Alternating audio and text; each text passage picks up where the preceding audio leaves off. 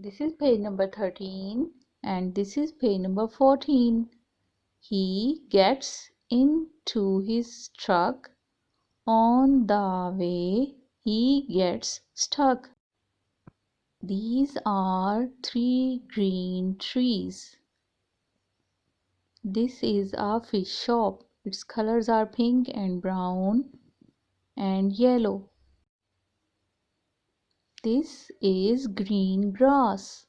This is a truck. Its colors are white, blue, red and yellow. This is a big fish. Its color is orange. This is mud. The truck is stuck into the mud. This is a cook. The cook is wearing uniform.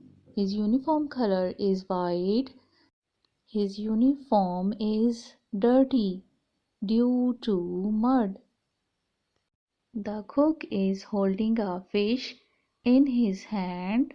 Its color is grey. The cook is holding a meat cutter in his other hand. His truck is stuck into the mud.